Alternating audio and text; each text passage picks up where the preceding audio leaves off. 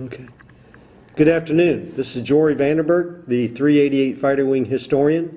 I'm conducting a series of interviews of the 388th Bombardment Group Heavy at the 63rd Annual 388th Bomb Group Reunion here in Savannah, Georgia.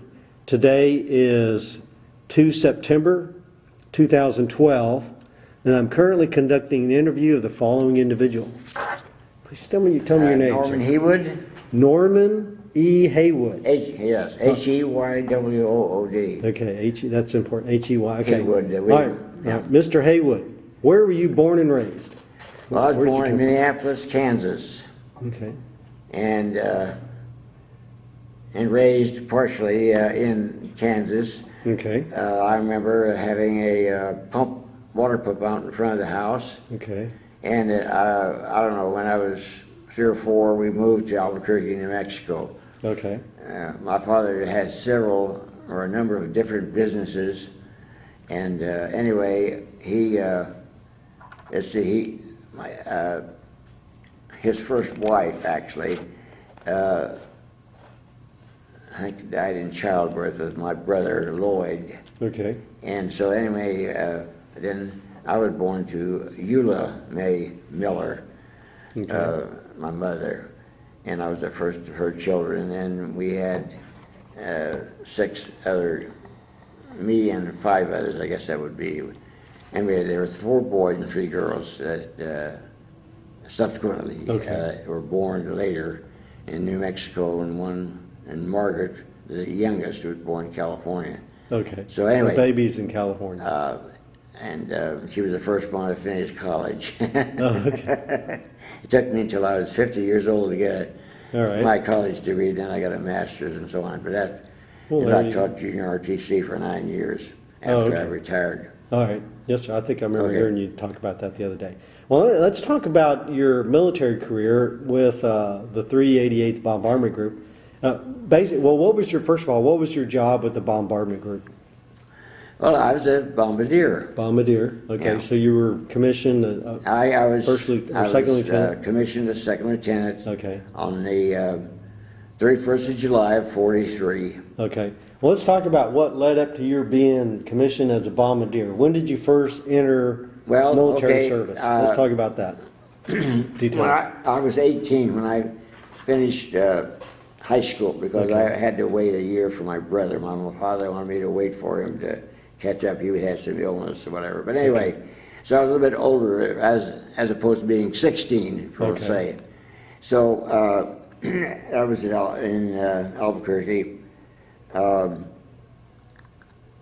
where I finally did graduate. Let's see.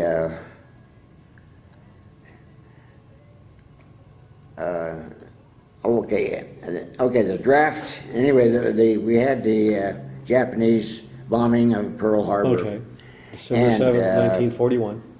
And so my brother was drafted soon thereafter. He was a year older than I, a year and a month.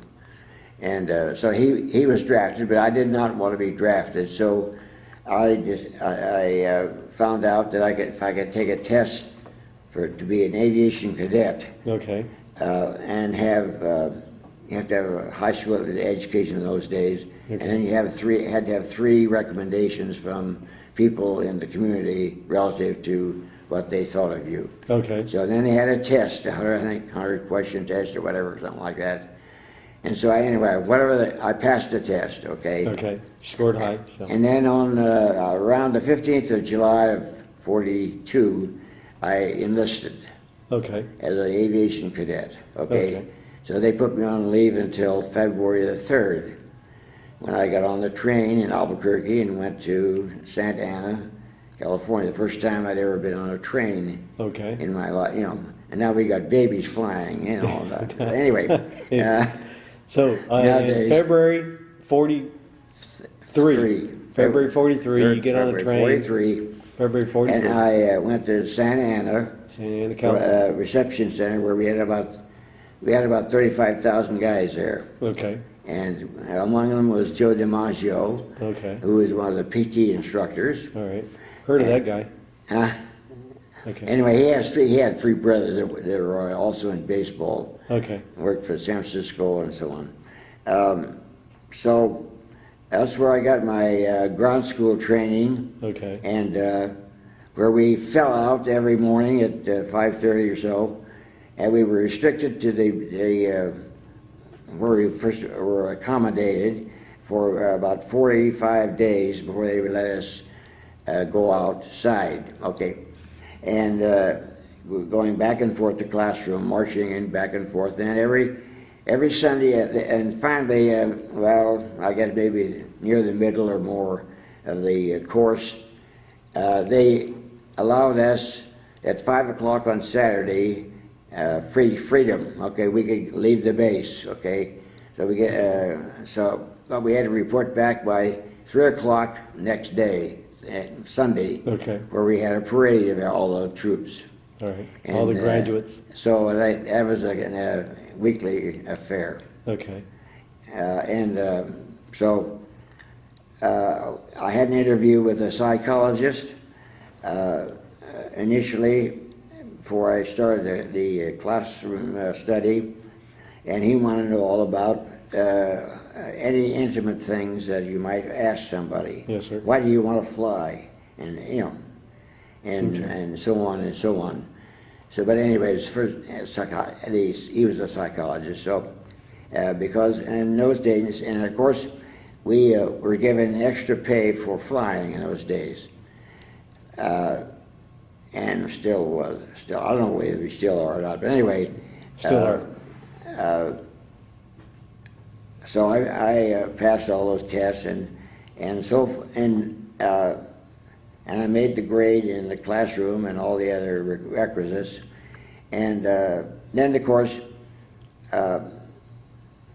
the question came as to what position we wanted to be in.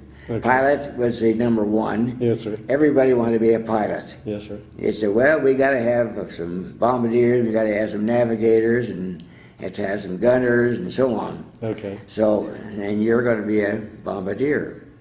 Okay. So I had no choice, really, All right. other than after I finished my tour in Europe, and then I could go into pilot training. But anyway, Okay. prior to that time, so I was transferred to Deming, New Mexico. Let's see, yeah, Deming, New Mexico. Okay. It's close to home.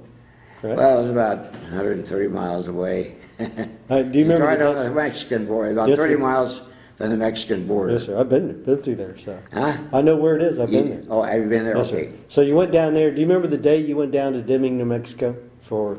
And this is going to be the beginning of bombardier training. Right. Right. Okay. Do you remember the day you went down there?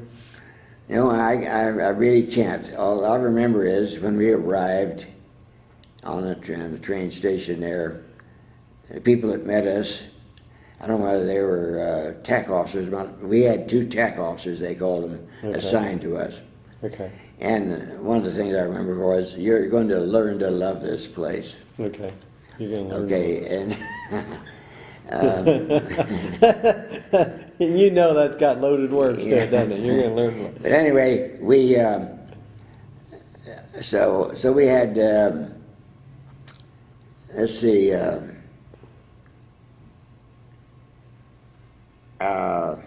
we had the classes, and ground school classes. Anyhow, and then we had flying. Okay. We had one 500-foot mission, and the rest of them were at 11,000 feet in an AT-11. It's a twin-engine bomber, a training aircraft. Okay. So we just had the pilot.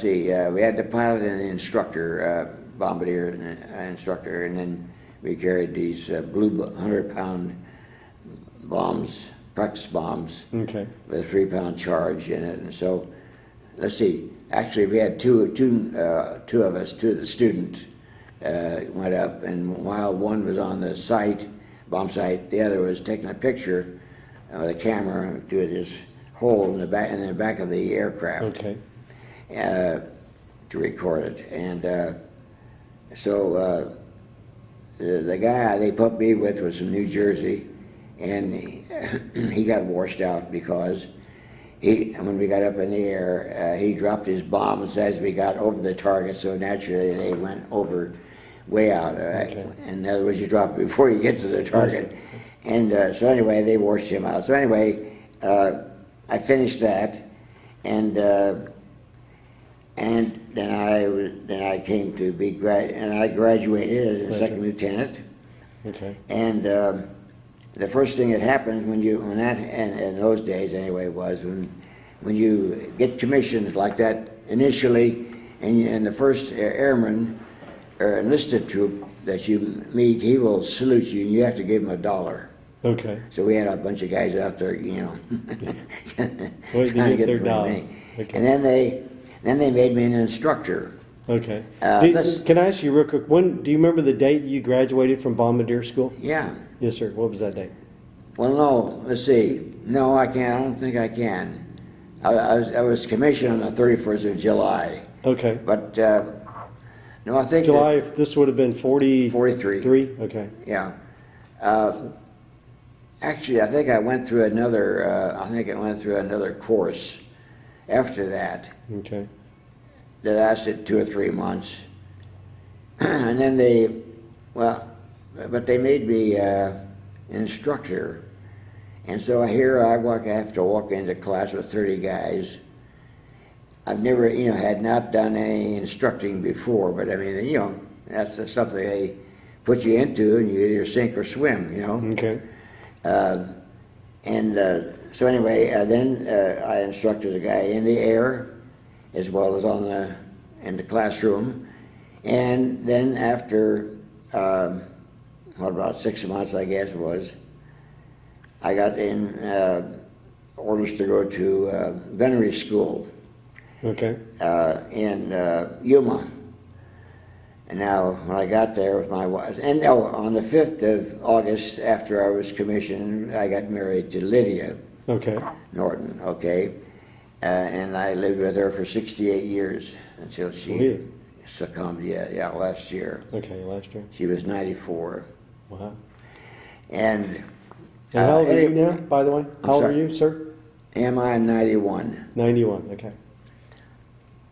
The women have got some kind of they call me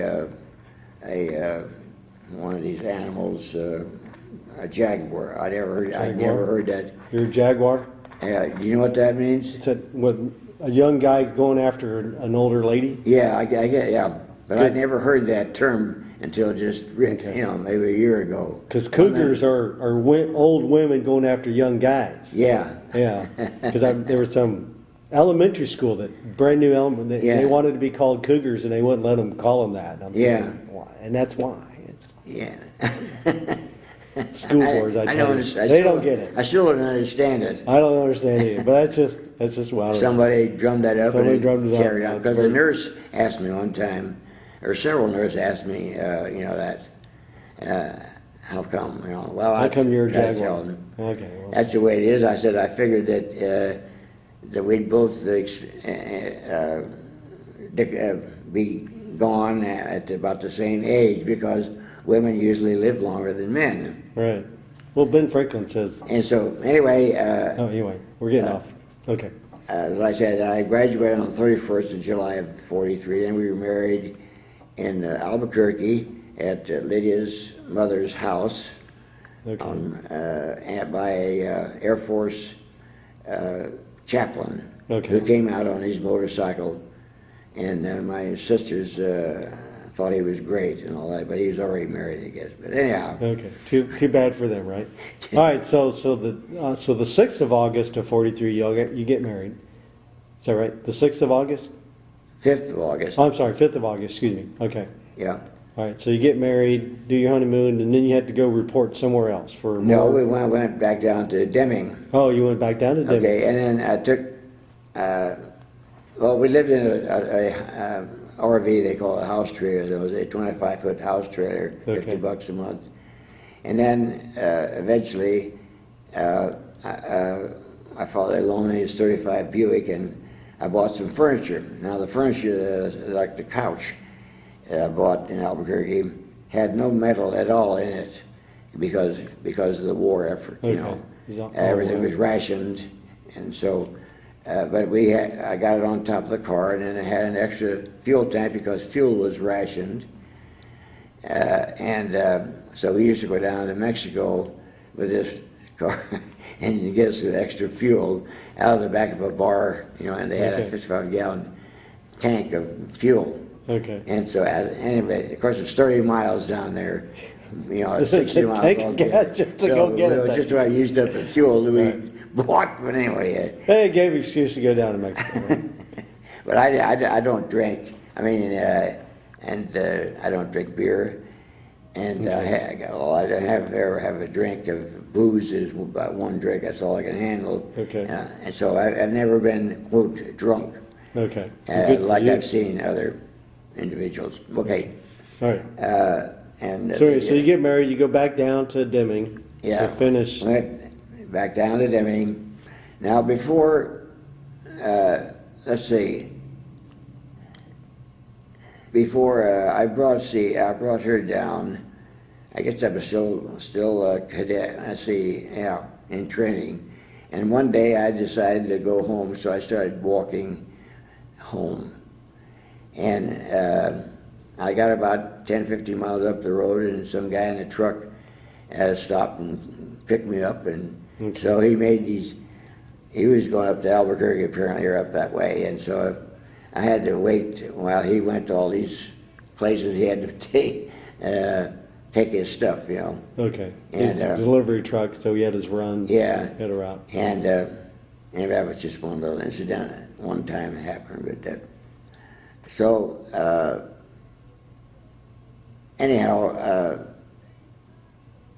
we're up to August of '43. We're back to bombardier. Gunnery training. Gunnery. Okay, now they didn't have any. They had a hotel down there, and when I went back 30 or 40 years later, and I was asking some of the people about that hotel, that my wife and I think we stayed there, but it was a little bit. It was outside the city limits, and nobody ever remembered that. Anyway, so we were there about a week, and they decided to send me then to Denver for gunnery training. All right. Okay, so then I trained in the B-29, and where the B-29 for the bombardier has two turrets. So it has one turret with guns on the top and on the bottom. So I could fire them both, but they had me load that thing in the morning on these cold mornings with all this ammunition, you know. Okay. And it was quite a hazardous occupation, I thought, you know, because of the coldness and the slickness of and the curvature of the aircraft. And anyhow, so I finished there, and let's see, I guess, and then I had a little leave time, and then I got transferred up to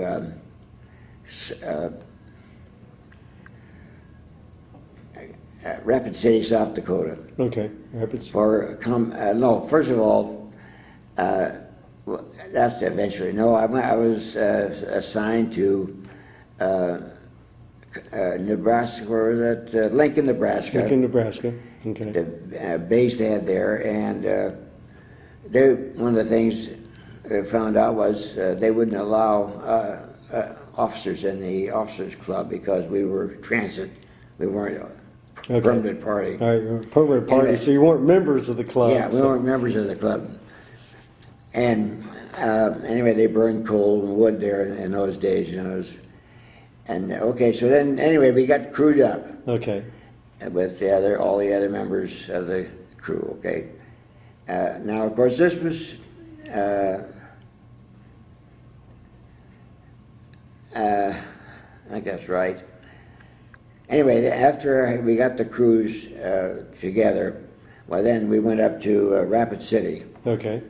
for 2, 3 weeks or 4 weeks, whatever it was. Okay, For for crew combat training. Combat crew training. Who's this crew you got signed up with? Do you remember the names? Starting with the pilot? Yeah. Okay. Raymond Melton. Raymond Nelson.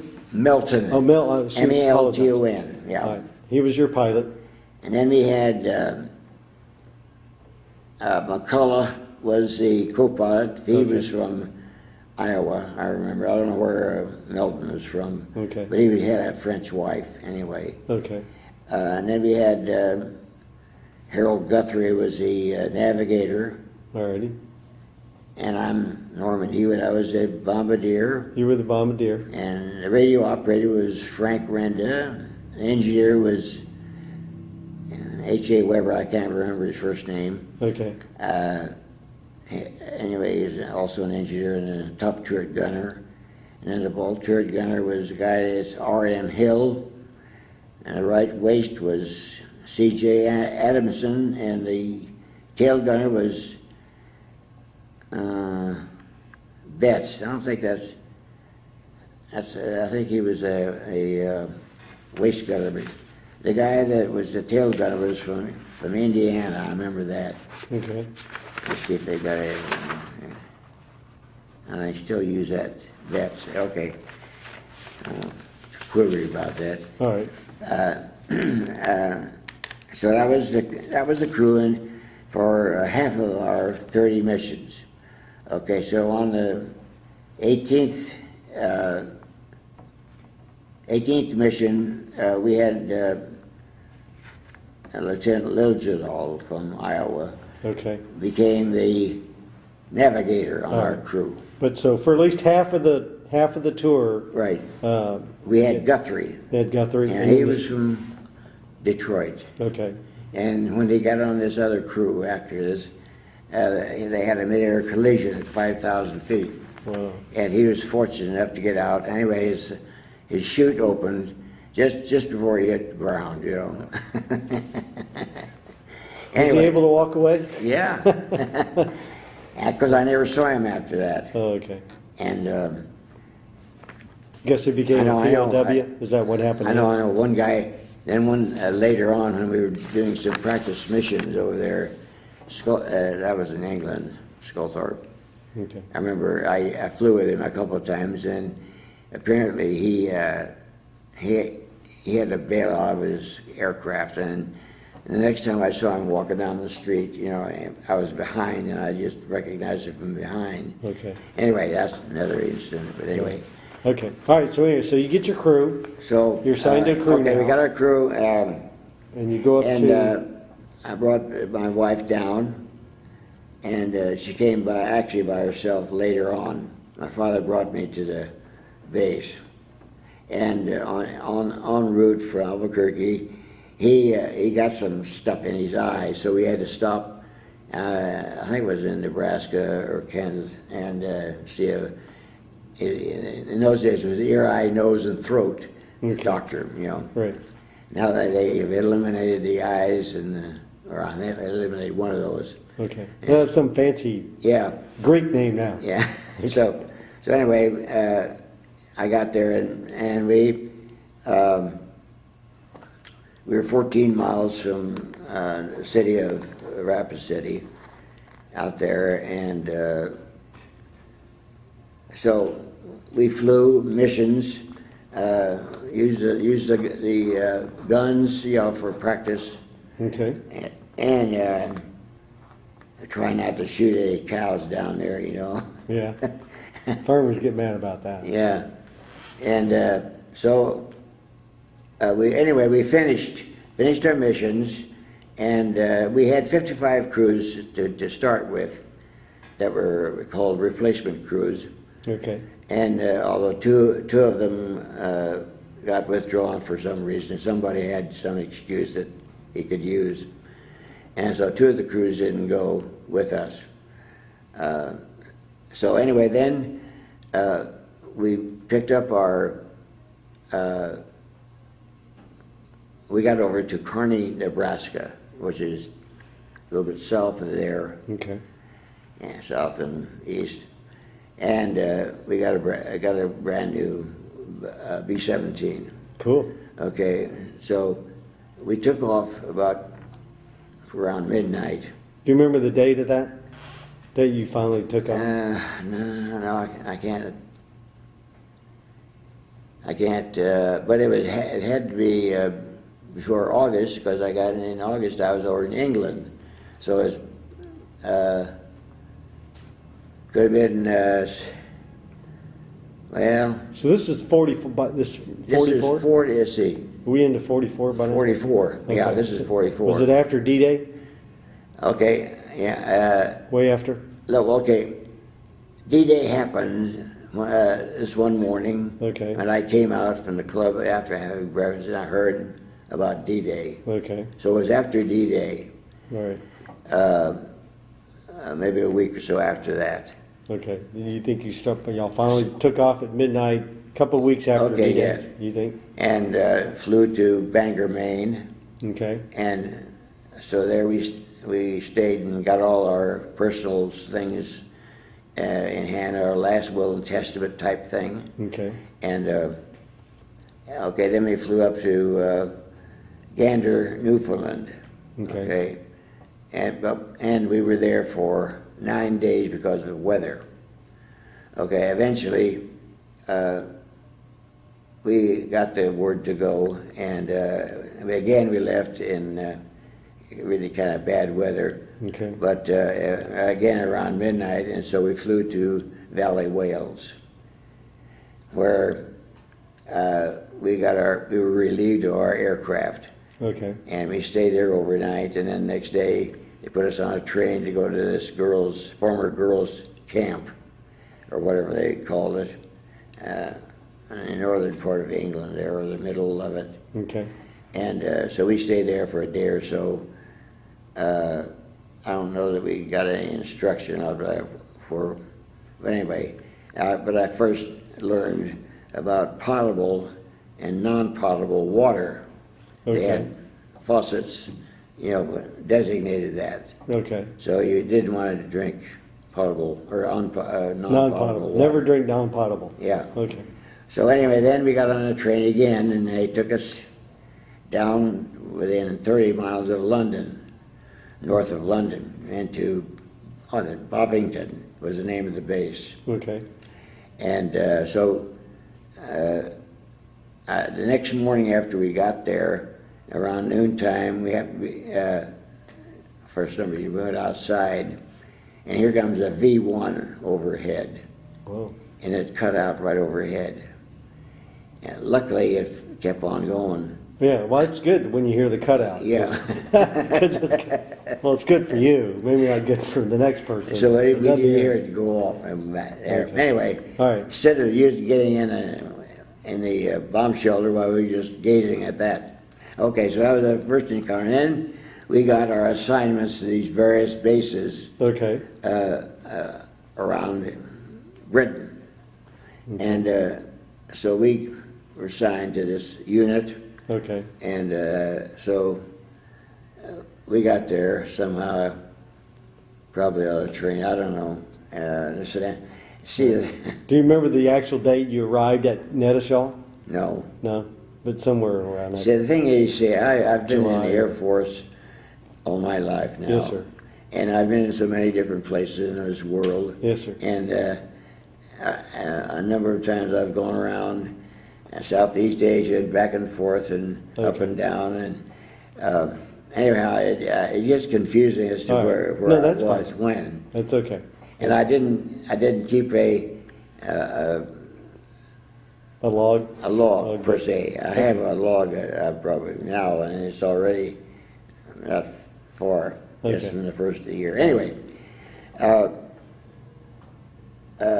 We could verify that with your DD-214. yeah, Okay, all right. Here, so you finally arrived in Nettishaw with your crew. yes. No plane, Okay, so because they let's- took that brand new one away from you. Right. Okay, so then,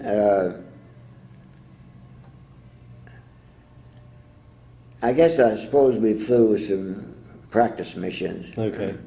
And one of the things that we had to do that was not in training exercise was the use of chaff Okay.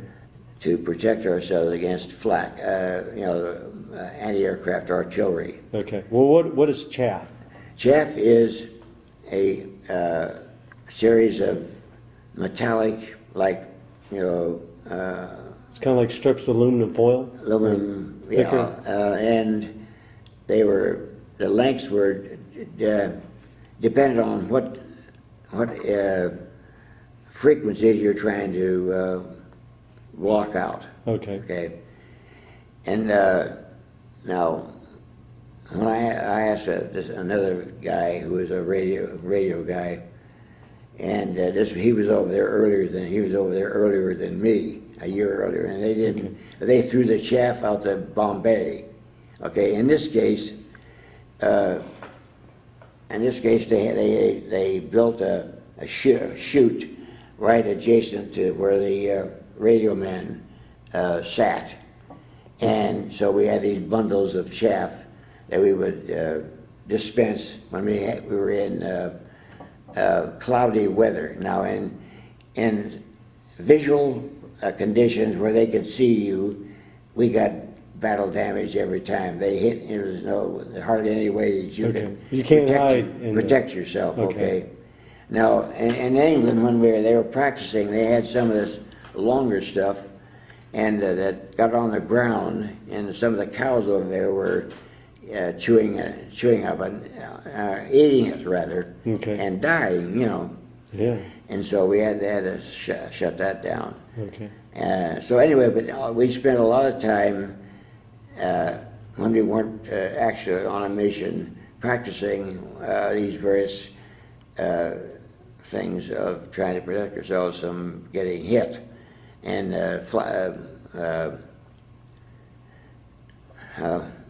what did I say? What's that stuff? Chaff.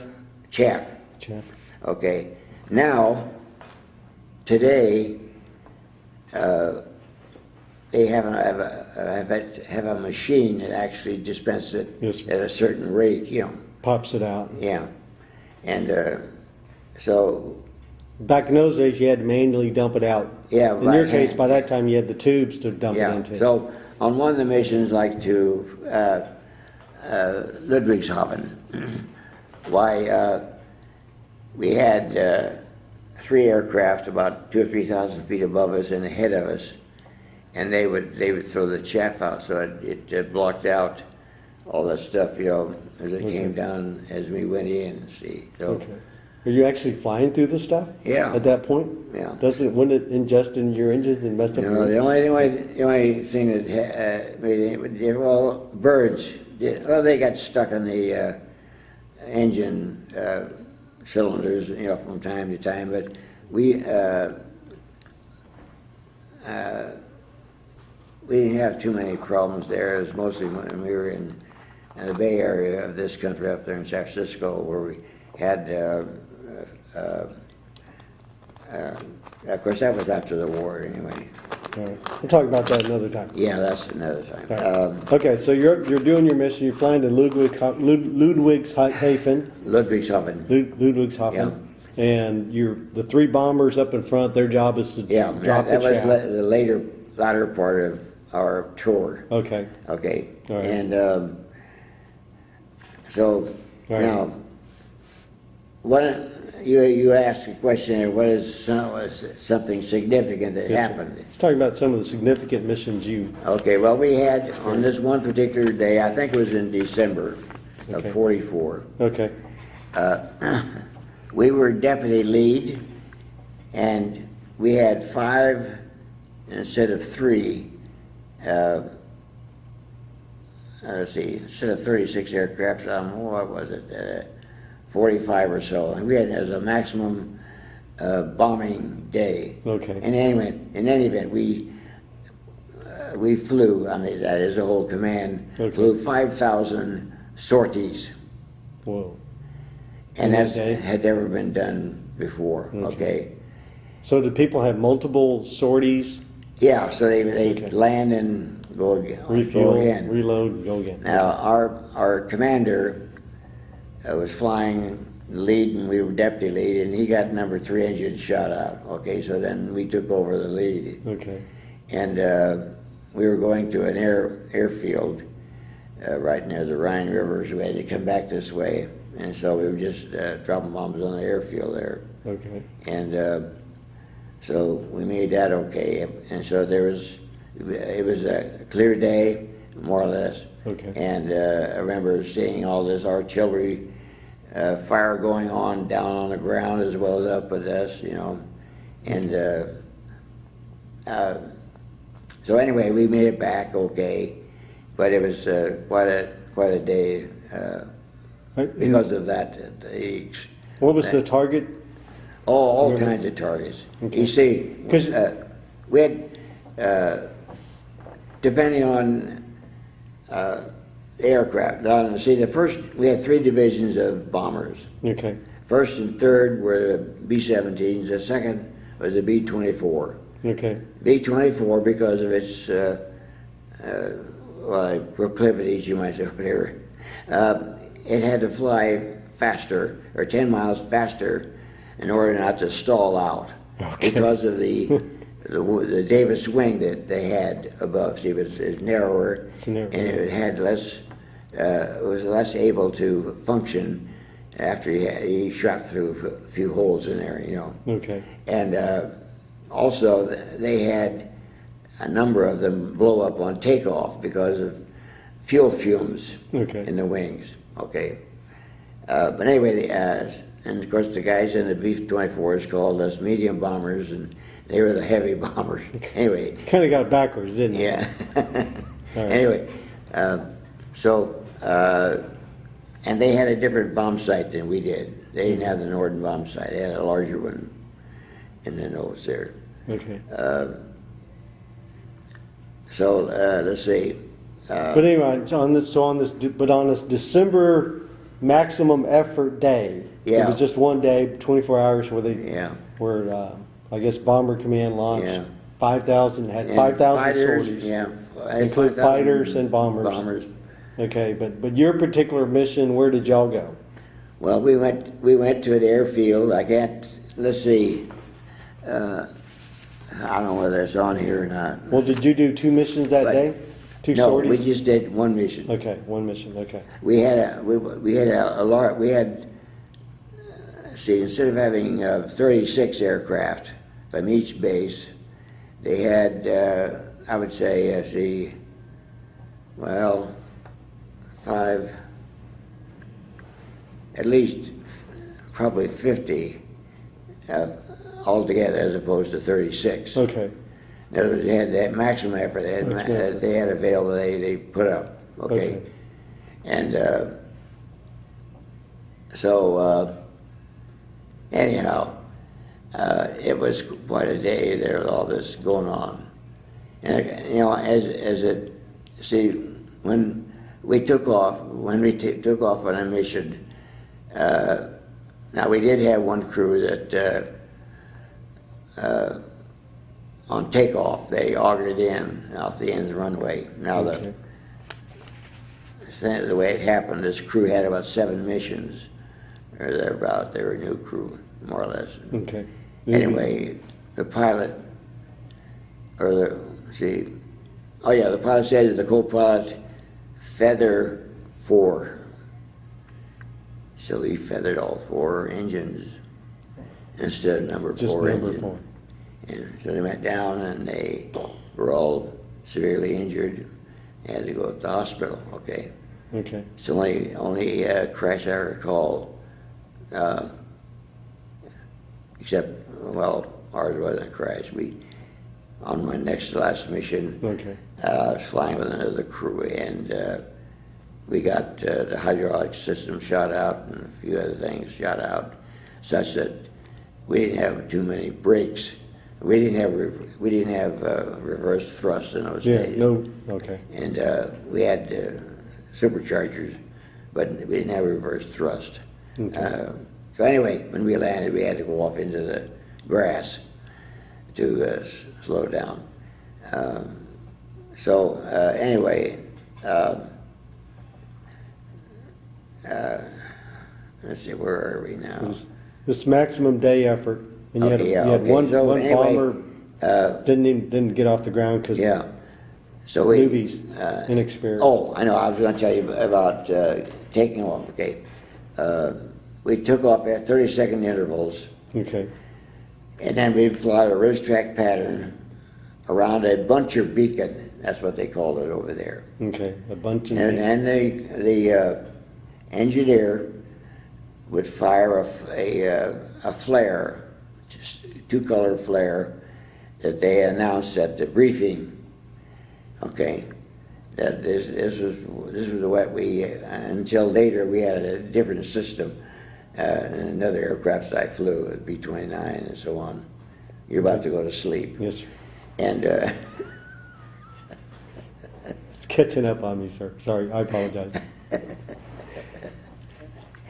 So you're doing the racetrack going up to altitude, we're trying to get up going to at- 12,000 It would take feet. us an hour just about to get everybody lined up. Okay. Okay, then we had another 10 minutes we'd pick up some more aircraft Okay. from another base, okay? The Bloody Hunters was right next to us. We called it the Bloody Hunters because they got wiped out twice. Okay. Now, the Bloody Hunters, they don't call it that. Yeah, probably. But the 100th Bomb Group down in around Palm Springs,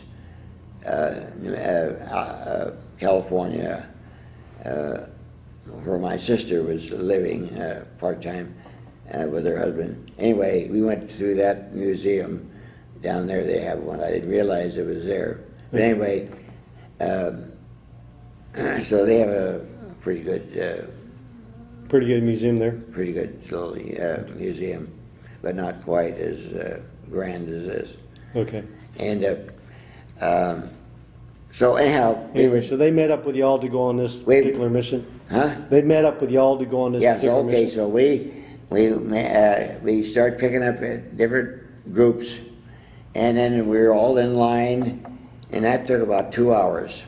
And then as we headed out over the channel, Okay.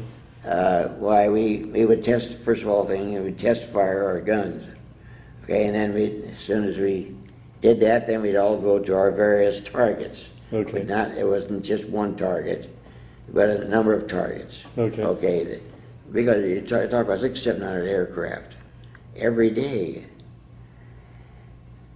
You'll never see that again. We don't do that at all anymore. And that's Not those a numbers. lot of noise, just the engines That going, is. without the guns or the bombs or whatever.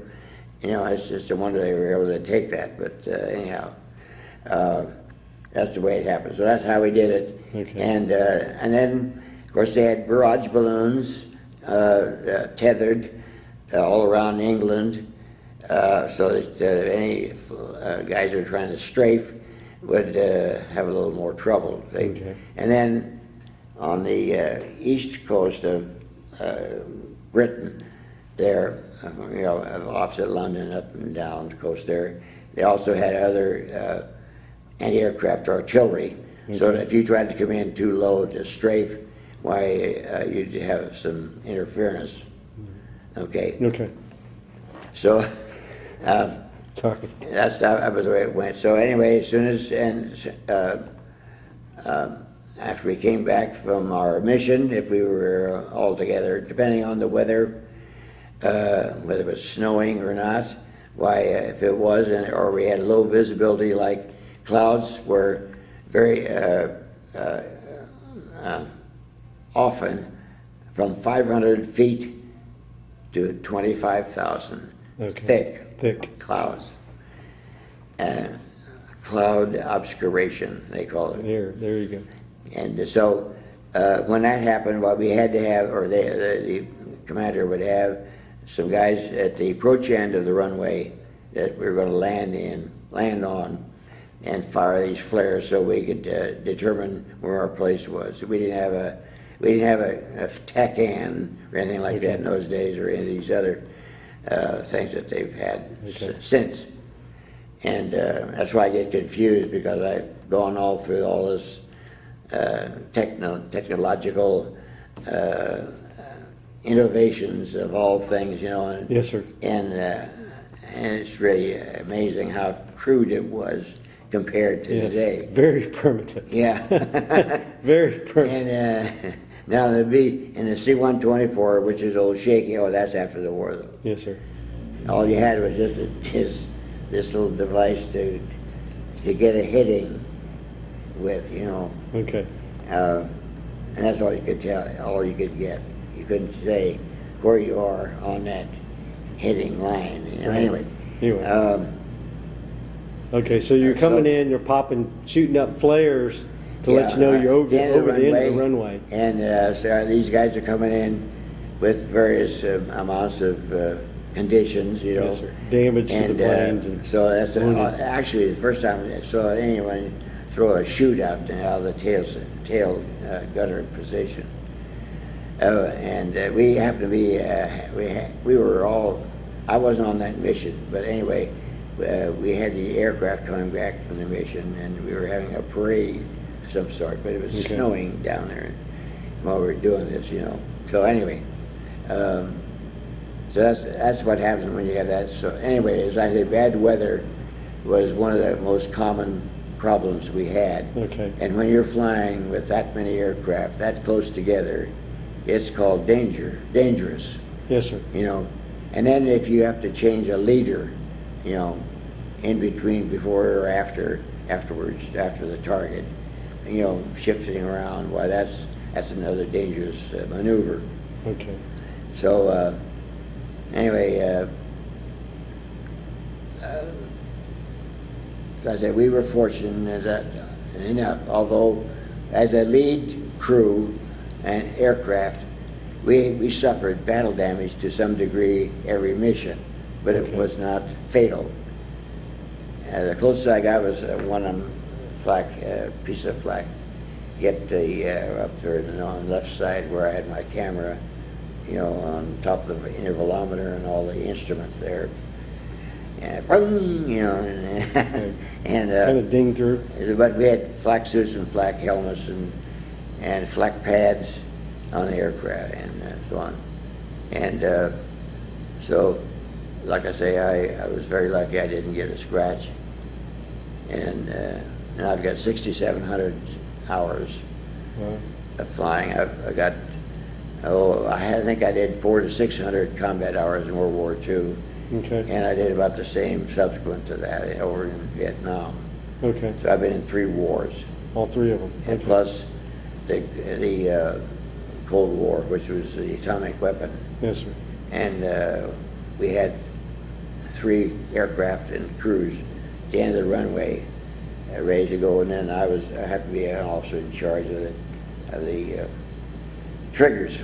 Okay. And so we put the trigger on after we got in the air. I mean, into the bomb if the president said to go. Okay. But otherwise, that was your job as a bombardier to go back and ultimately end up arming the. No. Let's see how. I don't know how. Did the flight engineer do that? Huh? The flight engineer go back and do that? Well, I remember talking before that people had to go back. In other words, they'd load up the bombs and they'd be ready, but you had to go back and still arm them. Go back in there, do something to set, you know, well, at least do the preliminary arming for it. Of course, I'm talking about after the war. That's after the war.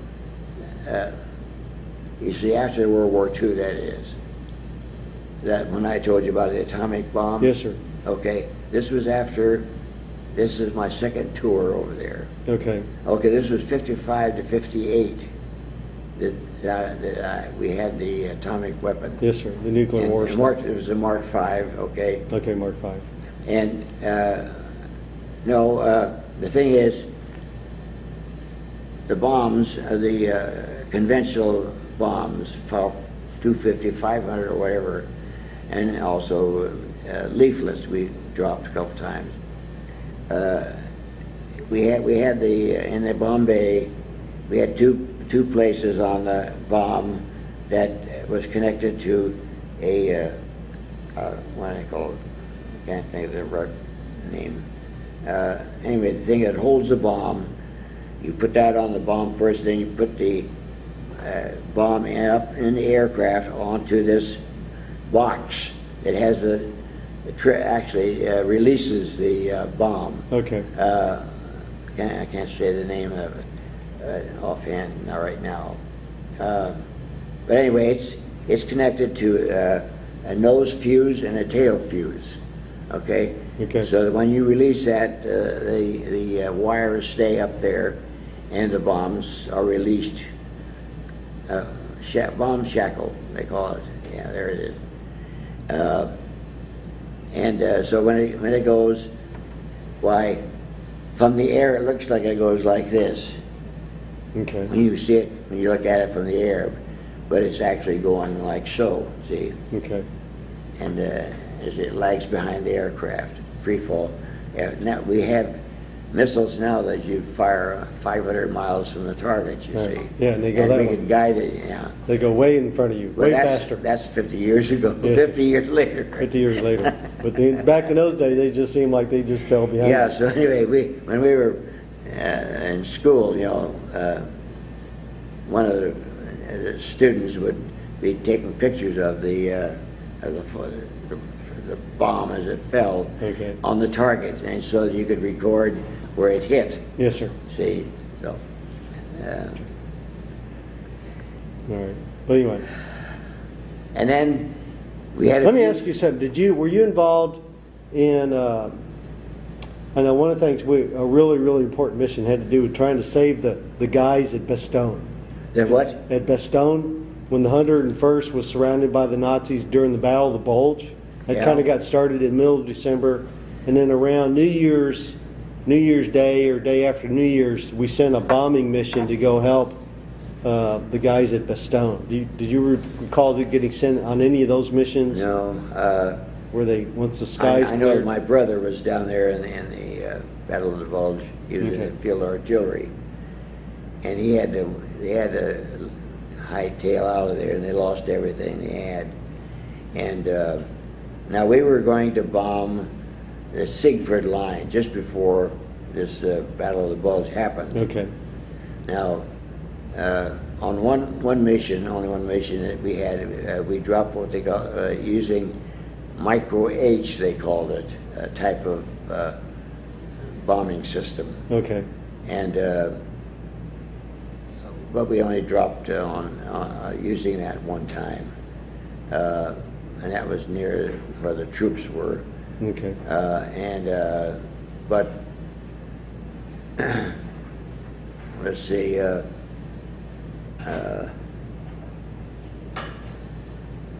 I mean, I'm sure we were on a mission, and during that time. Yes, sir. But it wasn't per se. Nothing specifically for around the Bastogne area? Yeah.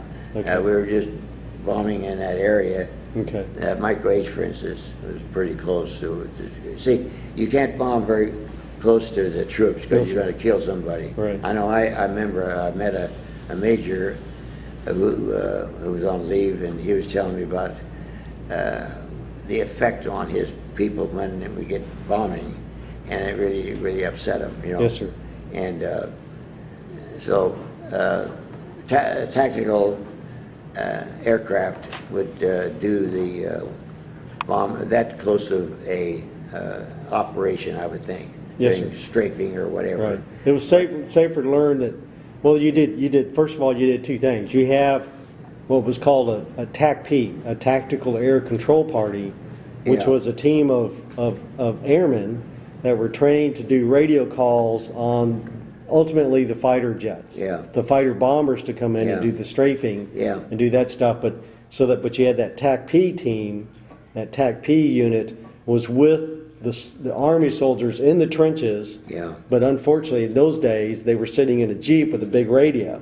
Yeah. Because my dad ended up being trained to do that. And he's thinking, he's sitting in a Jeep with this big, huge radio, and the Army guys are in trenches, and he's the big target. Yeah. You know, maybe they'd be up on a hill, but his job was to call in the Yeah, call in P-51s or whatever Yeah. to come in, or the P-47s to come in. Yeah. And that was the only safe way to do it. But that was safe for the pilots and safe for the guys in the trenches, but not safe for the TACP guys. So my dad decided, this job is way too dangerous. Yeah. I'll stay in logistics and supply back here. Yeah. But anyway, You know what they call the P-47? What'd they call that? The P-47? What was the nickname? What do I? The Thunderbolt was the official nickname, but I'm sure Thunderbolt, yeah. Thunderbolt, but there was some derogatory No, term they had for it. damn, I'm sorry, I don't know why, I can't recall right now, I don't know why I asked that question, but I thought maybe you could tell me. No, I've kind of, I'm sure there's some derogatory word you guys No, had it, for no, it was, no, it wasn't Because the derogatory. Thunderbolt was its normal name. Yeah. No, it wasn't derogatory. It was the one that was able to take the most amount of flak, I mean damage, Okay, it could take as a lot of opposed to the hits. 51. Yeah, See, the 'cause- 51 was an inline liquid-cooled engine. Liquid-cooled engine, so it Okay. was made for speed and Yeah. agility, whereas the Thunderbolt, the Yeah. P-47 was made to, it was like a tank in the air. I almost had it there. It was but- made to take hits and keep Yeah. going. So, All right. anyway, I'm But anyway, sorry. Okay, so we're kind of, so you've kind of, so in other words, you did just collateral missions around the Battle of the Bulge area to try to retard the movement of Well, forces. yeah, you see, we were But no tactical strikes for per se. Yeah. They were all see, strategic. we didn't know where the tactical troops are going to go.